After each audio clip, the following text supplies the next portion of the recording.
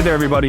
Welcome back to Hail Yes, the Detroit Free Press podcast about University of Michigan athletics. I'm Tony Garcia, Michigan basketball and football writer for The Free, although this week I struggled with which word to put first, because I usually use the season. However, we are in double dip season. Michigan, let's be specific, Michigan basketball just won the Big Ten tournament, just booked its ticket, doubly booked its ticket. It was already guaranteed to go to the NCAA tournament, and then that twice as much guaranteed it. And now we know their draw, their selection, where Michigan basketball is headed. And today, as we record, Monday, March 17th, happy St. Patrick's Day at 1:36 p.m. About 30 minutes ago, I just left the Towsley Museum at Schembechler Hall for the first time in a couple of months, as it is spring football as well for the next 5 weeks. Michigan football, 15 practices over the next 5 weeks, culminating in the spring game on April 20th. So that's where we're at. Busy week, busy time, but one of the best times of year. So with that, I bring in our editor and producer, and I'm really going to toss it over to him, Andrew Burkle, who's really going to run the show. And that's going to be the general new format of this, with Andrew starting to switch over as the host, because he is a wonderful host. Oh, don't give me too much credit. You are. Well, it's what you've done. You have a lot of experience doing it for all these years. So how are you holding up, Andrew? Welcome in. I'm trying not to complain, but I'm alluding to how busy I am. I mean, you're doing all of this, not just with Michigan, but also with Michigan State, and then running the editor desk as well. So I hope you are rested. Oh, no, I mean, it's probably the busiest time of the year outside of maybe a stretch during, the only time I can compare it was when college football was going, the Lions were going, and the Tigers were charging up in the playoffs there. That was about as crazy it gets. Outside of that, I mean, where it's NFL draft is going on. There's so much stuff going on. You guys as sports fans, viewers, listeners, wherever you guys are watching this or listening, it's like the best time of the year. I mean, this is amazing. And I love this time of the year too. So you love it and you hate it, but it is a lot of fun. But I mean, a little behind the scenes of why we kind of switch it is like Tony's the boots in the ground for Michigan. I follow obviously everything he does, everything we cover on Michigan. I read all kinds of stuff, but he's the one who's actually there. So he's more of the expert. So why not have me throw him the questions, get the best answers from him instead of vice versa, where it's like him kind of throwing it to me. So a little behind the scenes, producing type stuff. So that's what we're thinking for sure. But Tony, you want to add something? Yes. And just the final thought on that is because Reiner Saban, our columnist and an insider here at the Free Press, and our colleague and friend, yes, all the titles. So we love Reiner. He is going to be wearing a new hat moving forward. The Lions are red hot. Everybody wants to read about the Lions, and Dave Burkett is the best Lions beat writer in the nation. But even he can use a little bit of assistance. So Reiner is going to be a bit of a Lions insider moving forward, and he'll use the Michigan and Michigan State expertise that he had from covering the college programs for 5+ years at a very in-depth level, and use that to boost. I mean, like this draft week, right? I mean, talk about fits with Kenneth Grant, maybe going to the Lions and different little things like that. And he may have to help.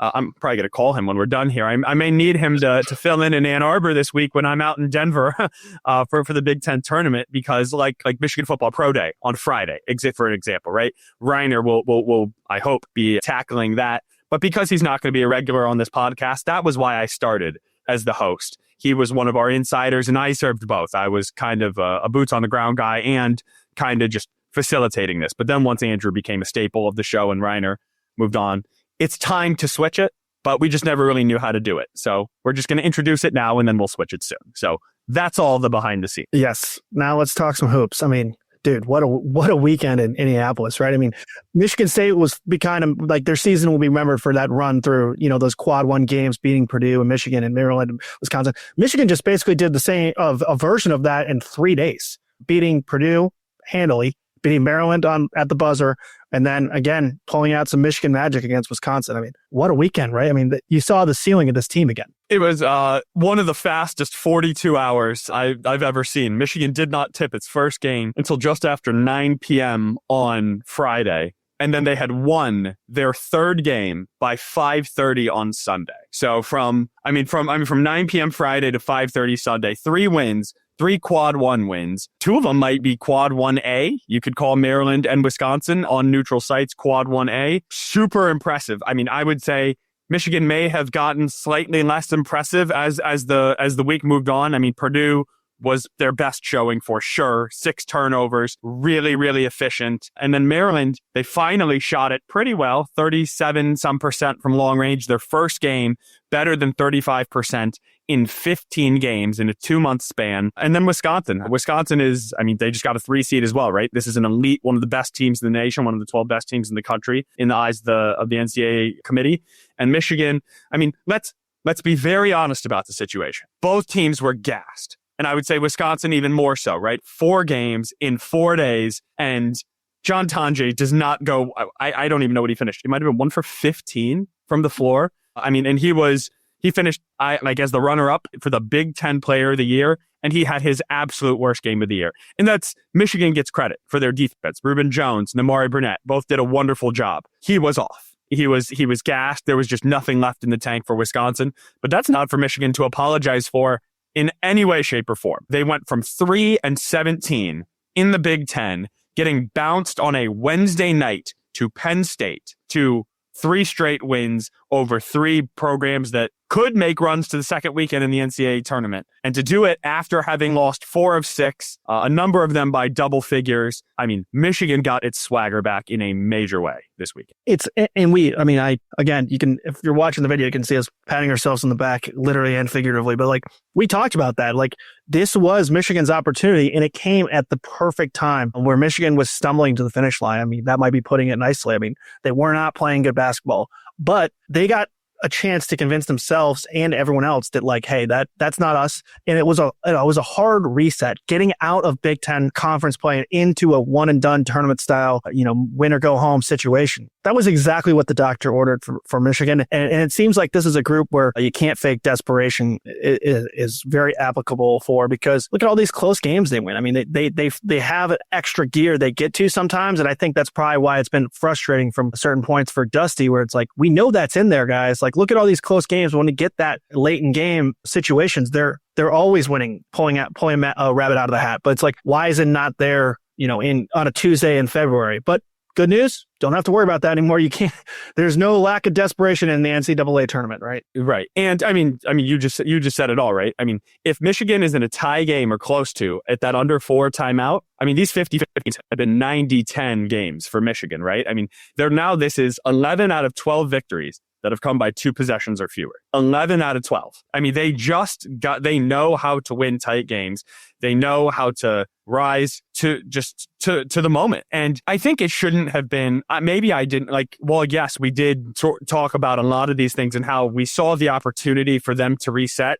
I feel I maybe didn't do my best job in wrapping my head around the downspin at the end of the year. And frankly, it's funny to say this after they just won 3 games in 3 days, but 5 games in 13 days with the pressure of a Big Ten title on the line and no time to even work on yourself. You are just, Michigan, they were just constantly preparing for their next opponent. They weren't looking inwards at all. And then they got away from themselves, right? They stopped doing the things that they had done really, really well. But then this last week at practice, they had all types of different rules. They had a 1 dribble limit. Nobody was allowed for a full session of practice. Nobody's allowed more than 1 dribble. We're kicking it. We're swinging the ball. We're getting it inside. We're working inside out. And we're just taking shots, right? We are getting shots up and we are getting confidence back. We're not dribbling the air out of the ball and trying to do too much. We're trusting our teammates again. And you saw it. Go back to that Purdue game.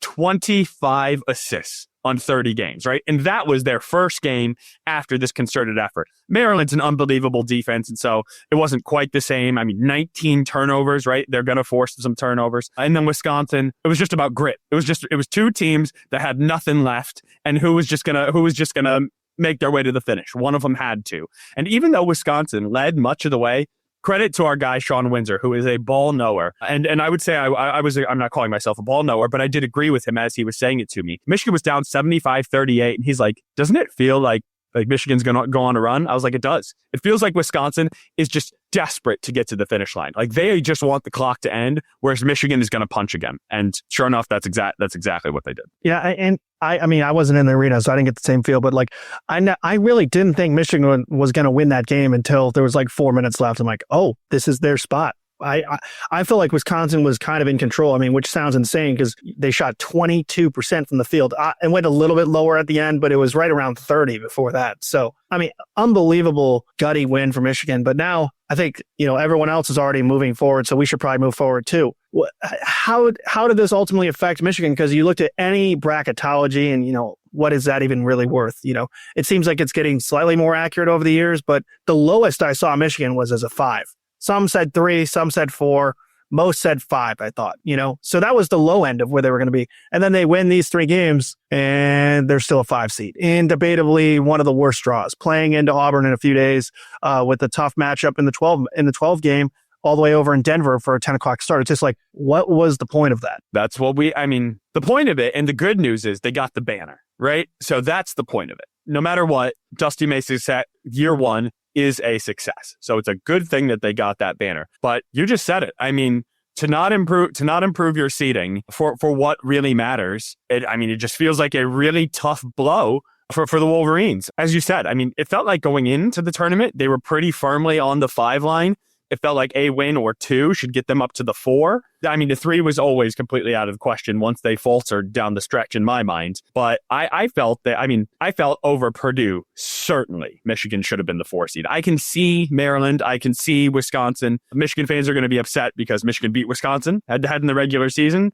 And then counting the semifinal against Maryland, they split the two meetings with them, and they split against Purdue in the regular season, and actually took it 2-1 if you count the Big Ten tournament quarterfinal. So it's just tough. But of course, all these teams play 30 other games that aren't just against Michigan, right? And so there's Ken Palm, there's Bart Torvik, there's predictive measures, there's all these things, what have you. And I think Michigan is just learning the tough lesson. And I think this is a Big Ten lesson that by selling your soul for the TV ratings, right? Getting that 3:30 CBS slot and knowing that all eyes are on your tournament championship 10 minutes before the seeds are announced. The Big Ten is really trying to have its cake and eat it too, right? They want all the eyes and all the eyeballs, and then they want to be rewarded for a good team winning. There's no time. Now, certainly, I believe the NCAA tournament committee should have contingency plans, but over a decade, they haven't. Yeah. No, it's time and time again. And, I totally see why Michigan fans are upset by it, but it's like, it's a tale as old as time. We've seen it play out many times, and it's just like, yeah, the one thing you said about Purdue sticks out to me because it's like, that seems like they're not playing good basketball at all.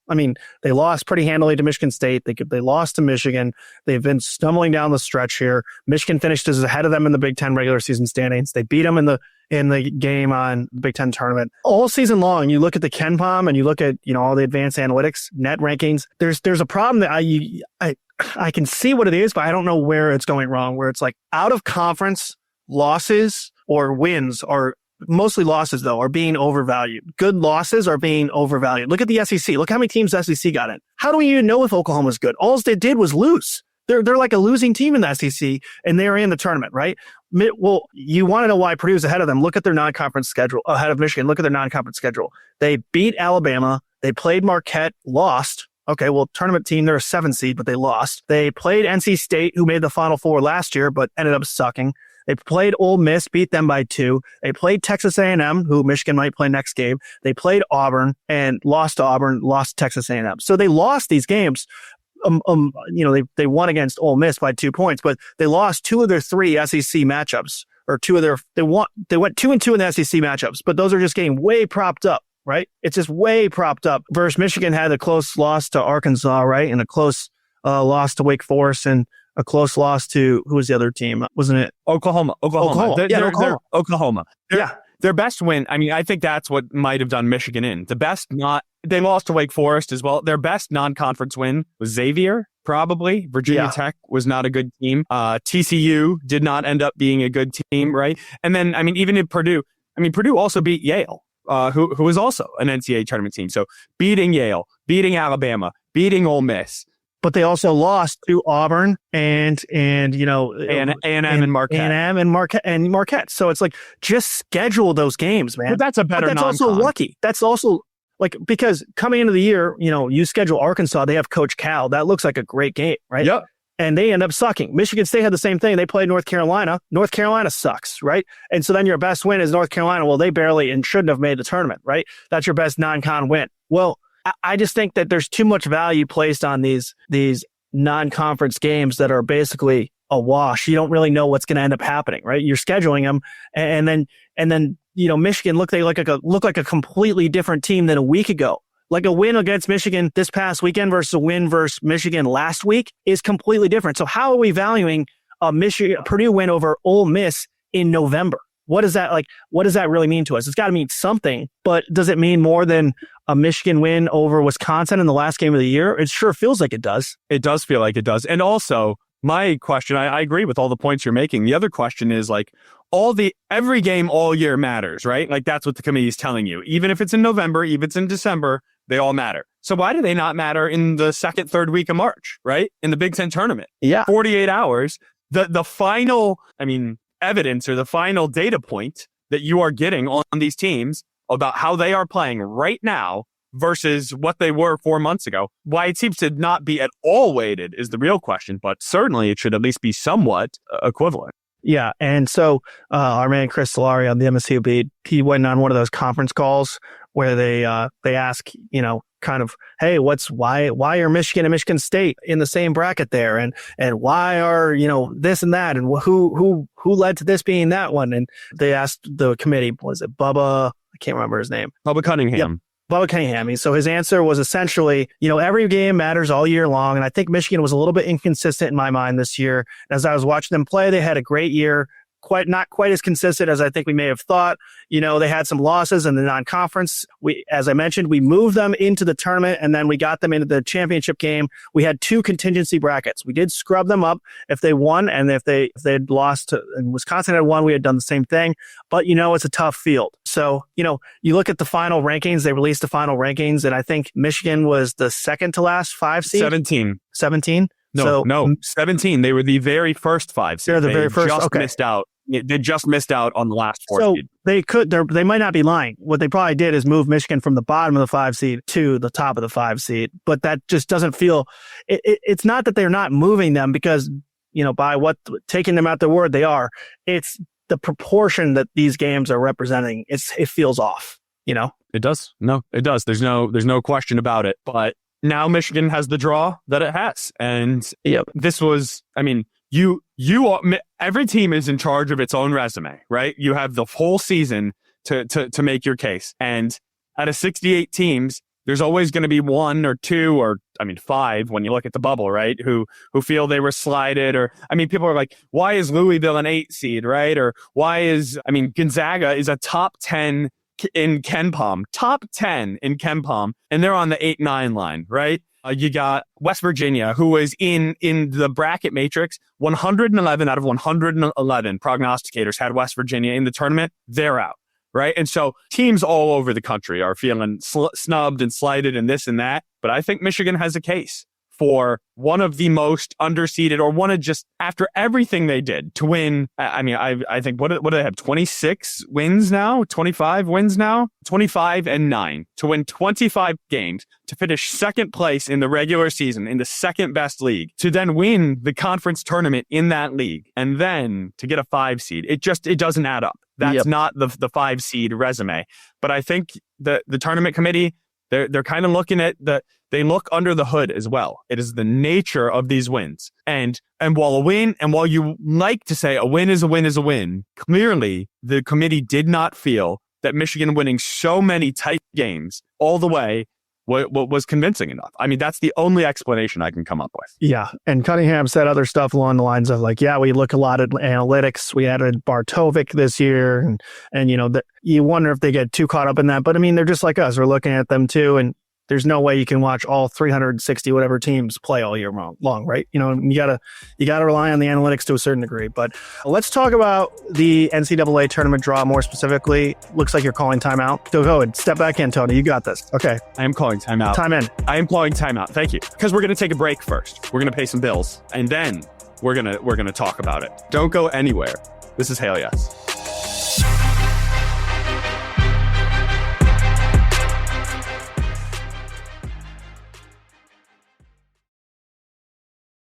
Okay, we are back after Tony's coach's challenge there. Tried to stop the flow, the momentum, just try to, muck up the game as much as he can, kind of like that Michigan-Wisconsin game this past weekend. But let's move on, put the Wisconsin game behind us. It's crazy. We look at the live analytics of, numbers behind the scenes again, with the curtain again. It's like, it's unbelievable. You would not believe how quickly people turn from a great win like Michigan's, memorable. People will be talking about that game 5-10 years from now. In the moment, no one cares. Everyone's moving on to the NCAA tournament. So we should do the same. Michigan is a 5 seed playing into likely either A&M or possibly Yale, Danny Wolf's ex-team there. So, but first, a tough matchup with UC San Diego, Tony. So is this a game Michigan's at risk of losing, do you think? Or is this one where you feel pretty good about it and something happens, it's just March? No, Michigan is very much at risk of losing this game. Before the tournament, or before the bracket was out, I don't have evidence of this because I didn't record it, but I said that UC San Diego is darn near the top of the list of teams that Michigan should not want, just based on the line that they were kind of looking at. And lo and behold, I also would put Colorado State in that group, right? On that 5-12 line. I think Colorado State is definitely going to take care of business against Memphis. They're since February 1st, Colorado State is like the 7th best team nationally in KenPom, like really, really good. And the Tritons of UC San Diego are not far behind. If you just look at their resume, it's extremely impressive. They are a top 60 KenPom team in offense and defense. So they are 57th on offense and 30th on defense. Michigan is 47th on offense and 14th on defense. So better in both, but not that much when you're considering it's just, quote, air quotes, just UC San Diego, right? And then Here's the thing that really kind of stands out to me, right? Dusty May talks about, he's like, the number next to your name is pretty irrelevant. We look more at styles and matchups. I don't think we're going to get an honest quote from him about this one, but I think if we did, he would say this is not a good matchup for Michigan. It's just not in some, now you can spin it in many ways, and there are ways that it is, of course. The tallest player, for one, on UC San Diego is 6'8". Michigan starts 2 7-footers. So you got to like their chances on the boards, especially, they just hammered Maryland on the boards 47-18. So if they bring that physicality and this new renewed sense of dedicating effort to the glass, then this is a different story. And Michigan certainly can win this game. It's why they're favored by 3.5. But only being favored by 3.5 points in a 5-12 matchup is very tight, much tighter than normal. Normally it's like 8 points or so.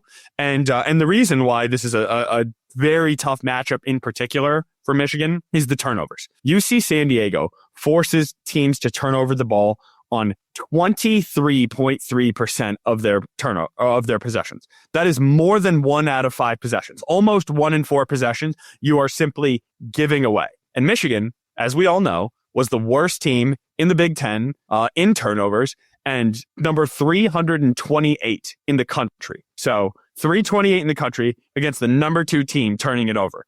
And then you look at the 3-pointers. UC San Diego averages 11 made threes per contest, like 11 for 29 per game. So they just have a ton of offense coming from long range. And that just scares you in the tournament, right? I would always rather play a team that, well, not always. In the first round, I don't want one of those teams that is known to light it up from outside, right? And San Diego, Denver, it's not that far away. They're not going to have fans. They're not going to be have some home crowd. But as an underdog, right? The underdog, if you're close in the second half, the arena tends to just start rooting for the upset. It's just how it goes. And so I think there's a lot of ways, unfortunately, this is actually a really, really tough draw for Michigan. Yeah, I think, did you mention the exact number of the spread? I'm looking at ESPN's tournament challenge bracket thing. It's down to 2.5 now. So it's just... Oh, sorry. I apologize. I hadn't seen the updated... No, it says opened at 3.5. And that movement tells you something. It says opened at 3.5, moved to 2.5. And, the 5-12 is always the sexy pick, right? People love picking the 12 over the 5. It's usually a team who's one of the best from the non-major conferences, who had a good year in conference. The record of the 12 seed is always better than the record of the 5 seed. It's a fun matchup to pick. So, there's a couple things that make it a little more of a gray area, not just 2.5. But 2.5 is 2.5. That's 1 3-pointer. Like, that is not many points. So, yeah, it's hard to argue with you there that it's maybe not the greatest first round draw, but the 12-5 is always going to be tough. Liberty against Oregon, like Liberty scores the crap out of the ball. So, if Michigan has a bad shooting day, that could be, it's just like you could poke holes in a lot of these 12-5s, and that's why they are fun games, right?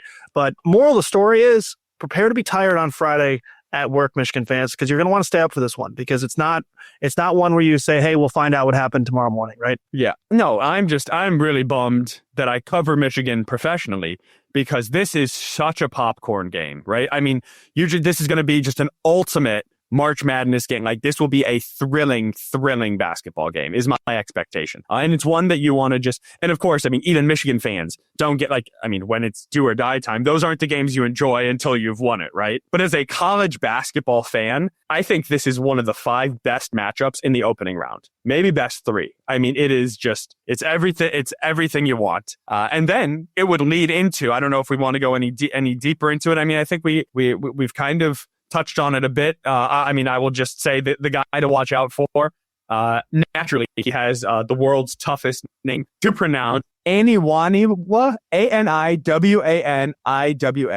Aniwaniwa. Tight Jones. We're going to call him Tight Jones because he's from New Zealand. So it might be like, yeah, tight. I think it's Tight Jones. Tight because he's from New Zealand. So it's kind of like a down under type situation. Aniwani can hoop. So, I mean, watch out. I mean, he averages 19.5 points, 5.5 boards, 3.5 assists.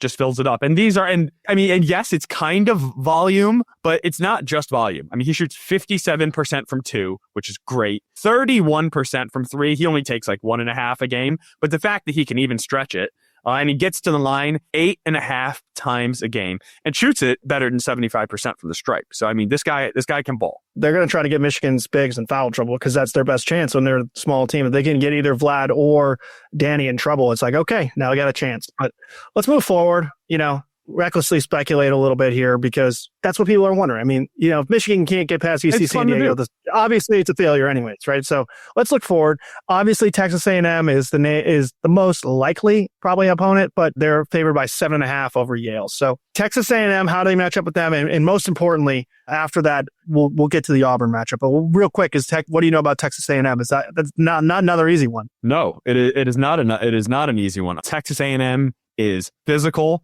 as all hell, but they don't shoot it well. They just don't. This is like I'll just say it again. It's a physical team. They're the number 7 in KenPom defensively, but they are number 44 on offense. So they don't. So I mean, it's not they don't shoot it particularly well. I mean, they're 31% from long range and 48% from 2. So their 2-point percentage is 293rd, and their 3-point percentage is 31% is 317. So they are bottom shooting, which, Andrew, I imagine your next question would be, well, then, Tony, how are they a 4 seed? How did this possibly happen? I'm so glad you asked, Andrew. It's because they hammer the offensive boards. They're the best offensive rebounding team in the country. 42% of their misses, they get back. I mean, that's just like a really, really good level is 30%. That's really good. 42% is unheard of. Actually unheard of. I don't know I've ever seen a number quite that high. And Michigan, I mean, obviously we've just talked about it. They've gotten a lot better on the boards of late, but rebounding was not a strength. I mean, they allowed 29.8% of opponents' shots to be rebounded, offensive boards. That was 182 out of 364. Exactly the dead middle of the country. The definition of average. Right. And so that would be the concern in that game, that either A&M is hitting shots or that they're just doing what Illinois did to Michigan on the glass or what Michigan State did to Michigan on the glass. I was going to say it feels like a similar matchup to Michigan State, where it's like they're not a great shooting team, but they're physical, they play tough defense, and they're going to, really go after it on the boards. And that's been a problem for Michigan at times this year. You look at them with people who haven't watched them this year will probably think, well, they got Danny Wolf, who has almost 10 rebounds a game, and Vlad Golden, another 7-footer. Rebounding is not something this team excels at. It feels like they're passable. They get like maybe a C+, B-, B, somewhere in that range. But it's not a strength. So that'd be something to watch out for. for sure. But, I think Auburn, if Michigan does get past Texas A&M and they beat Auburn, who's the number one overall seed, another notch in the cap to Michigan fans who are, a little pissed about this matchup. You get the number one overall seed in the Sweet 16 if everything goes by the book. But Auburn is a beast. I mean, they got Johnny Broome or Jonai Broome. I always mess up his first name, but Player of the Year candidate. And they're old. They're old as hell, dude. I mean, you'll see the graphics going around. They're like the same average age as the starting lineup for the Oklahoma City Thunder. So this is an experienced group. That might not scare Michigan as much as some teams, where it's like the old school Kentuckys or some of the really young teams. Michigan Danny Wolf he's a grown man. Vlad Golden is a grown man. Namari Burnett is a grown man. Trey Donaldson isn't far behind. It's just, they may not be as big of a concern, but they are a handful and near the top of KenPom in every stat, Yeah, I believe their entire starting lineup is either 22 or 23 years old. I might have that wrong, but I thought I saw that somewhere. Cade Cunningham is 23 years old, and he's a top 10 player in the NBA. So that's what we're talking about. But you said, Vlad's 23. Namari has been in college for 5 years as well. And Danny Wolf, upperclassman who's played in the NCAA tournament. Trey Donaldson, upperclassman, he's played in the NCAA tournament. Bourbon Jones, the winningest player in North Texas history. He's a fifth-year guy. Will Cheddar is in his fourth year in the program. On and on. Roddy Gale, an upperclassman as well. And then you got the three freshman guards who haven't been there before. But even Sam Walters, who isn't playing right now, he's been to a Final Four. So this is actually a pretty experienced Michigan team as well. But it's hard to feel like anybody matches up all that well with Auburn, right? Auburn does almost literally everything well. They're number 2 in adjusted efficiency on offense, number 12 on defense. They are top 25 in the country in effective field goal percentage on both sides of the ball. They are number 6 in turning it over. They just never turn it over. They're the 5th best defensive 3-point team. Teams shoot 29% against them. They are top 40 in 3-point shooting on offense. They are top 41 in 2-point shooting on offense and 2-point shooting on defense. They are 4th in the country in block rate on defense. I don't know if I need to go on. It's just everything. They literally do everything. And so there's just not much to say. However, there's a couple things here. So one, Auburn is going to have to get by. I think it's going to be Louisville. So Louisville and Creighton play in the 8-9 matchup in that region. They're playing in Lexington, Kentucky. Louisville will be playing 1 hour away from its campus. That's going to be a road game for Auburn. I think one of Michigan's best hopes is Dusty May's been the beneficiary of some good NCAA tournament happenstances elsewhere. When Florida Atlantic went on their run to the Final Four, number 16 seed Farley Dickinson beat 1 seed Purdue.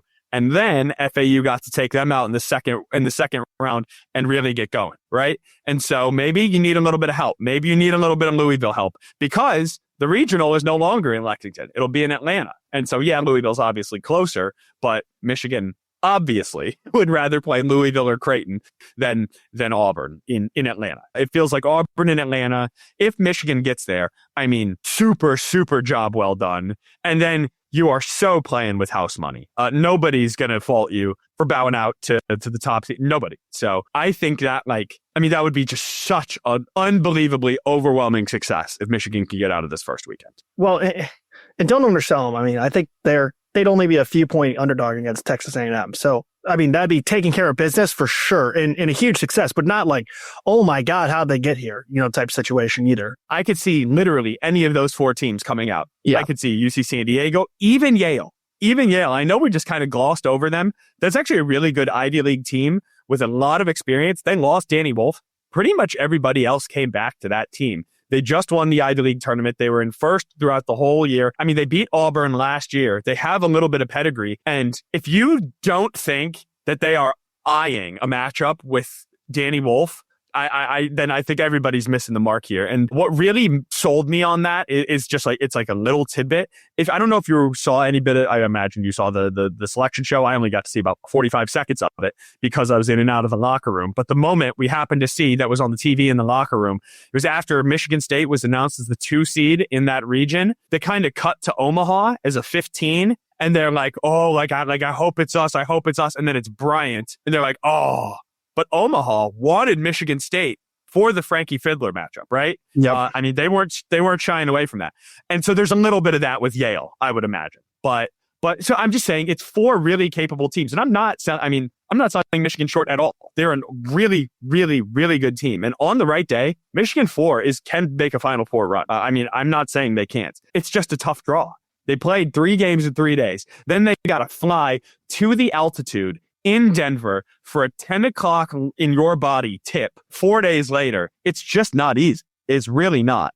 No. And like, I just wanted to clarify that. I wasn't trying to say that's what you were saying. I just didn't want it to be perceived that way, because it's like, without a doubt, that's a great job well done. But I think that at this point, to expect them to get through would not be unreasonable, because they're going to be at worst a few point underdog against A&M, and their favorite in the first game. So just as, a sports fan, God, I hope Michigan and Michigan State are both in Atlanta at the same time for a Sweet 16. How fun would that be, just to at least to look forward to a possible matchup? I mean, it'll be all hands on deck for us. I'm sure we'll be getting anyone who has a pulse down there to try to cover that one. It's just like the fact that they can meet in the Elite Eight with a Final Four on the line. I mean, we couldn't go a podcast without discussing that, because especially the way the last game of the season ended. Like, I mean, don't you put that evil on me? I can see you're shaking your head in, because you're so like, there's just so much at stake. It's just, I can't even imagine. As a fan, yeah. I mean, if you put the fan hat on, of course that's what you want. I mean, that is theater. That is absolute theater. I'm thinking, I mean, this is selfish. I'm thinking as Tony, which that's who I am, for better or worse. But I mean, this is a busy time of year. There is already enough work. I mean, we are working around the clock. And again, that's not a complaint. It is a privilege and a joy to get to do this. That might be a little added extra layer that I don't know that we need, right? But I mean, it would be great. I mean, just to have all the media contingent and everybody together. I mean, it would be theater. You're right. It would be absolute theater. And it would make for the most memorable Michigan State game, I would say, in any sport in history ever, right? And so there is certainly a chance that we could have that matchup. But I wasn't going to ask anybody in the locker room about it just yet. I want to see them both get out of the first weekend. And then if you're both going to the same regional, then we can start talking about it and thinking about it. But we got a team in Cleveland and a team in Denver that are fighting for their lives to try to meet in Atlanta. But I mean, and that would be happening the week before opening day. Chris Solari asked Jaden Akins about playing Michigan potentially, so it wasn't an out of bounds question. But the only thing going for you in your case was that it was fresh off the Big Ten tournament title, so it feels a little bit more cherry picky. But I mean, it's news, whether people want to admit it or not. You can push back. It's news. The two teams, by our records, unless there's something that's turned up since last night when I went to bed, I think this is the first time they've ever been in the same region in this modern, 68, 64 team format. So it's never happened before. Bubba Cunningham said a lot of it has to do with 14 SEC team or whatever, however many. I think it's 14 SEC teams in there. So they had to mishmash that so much to like that A&M wouldn't play Ole Miss in the first round, or or they're playing to each other, right? They had a lot of shuffling with that, and that leaves teams like Michigan State playing in the Elite Eight potentially. So yeah, you can thank the expanded conferences to it a certain degree probably, but also, I mean, it's theater of the highest order. We're a long way away. Michigan have to pull off a big upset against Auburn, most likely, barring a Louisville win. And Michigan State's obviously got to take care of business against a tough road too. So it's a long way from happening, but it's also completely within the realm of possibilities. It's not unheard of at all. So maybe start mentally preparing yourself, Tony, in the back of your head, like, hey, it could happen. I'm already mentally prepared for it. I'm fully mentally prepared for it. What I would say is that just based on the draw, I like Michigan State's path to getting to that game better. It's not that Michigan. Well, yeah, they're the 2 seed and the 5 seed. Well, yes, but you've seen 2 seeds that get. I mean that where it's like, man, that's a 7-10, or it's like, oh, that's the 3 seed. I think they got one of the easier 7-10 matchups in Marquette and New Mexico, and then the 3 seed of Iowa State. I mean, that's a slumping 3 seed. One of their better players is injured as well. And so, I mean, Michigan State could lose either of those games. I mean, heck, they could lose to Bryant. I mean, we have seen them lose the 2-15 game in recent history. So it's not out of the question. I'm just saying pathway. I think Michigan State, if you had told them, hey, these are the 3 teams you're going to need to play to get to a shot at a Final Four, they'd be like, okay. Versus Michigan, it's like, hey, you got UC San Diego, then you got A&M, and then you got Auburn. It's like, oh, well, what the heck? What are you doing to us, right? And so I'm just saying that's why, but fully prepared for it. And I know I just poo-pooed it. It would be awesome. It would be so awesome, like indescribably cool, but indescribably busy and just it's the vitriol. If you could set the vitriol to the side, oh my God, I would sign up for it 11 out of 10 times, right? But that's what makes it at the same time. So, I mean, the Trey Hellerman shove will be disproportionately talked about, and Michigan's players saying it, the logo, and Dusty May's response will all be disproportionately talked about. We all understand that, but it is what it is. I mean, it's what makes it and what makes it suck at the same time. So, we're a long ways away from that. In the meantime, we're getting near the end here. So, how far do you realistically see Michigan going? It seems like you think Sweet 16 is probably where the road ends, but what would have to happen for them to make the Final Four? Louisville would have to beat Auburn for them to make the Final Four. I don't see Michigan getting past Auburn, but that's, I mean, pretty much they got to keep their Michigan magic up, right? I expect a tight game against UC San Diego. They have to protect the ball.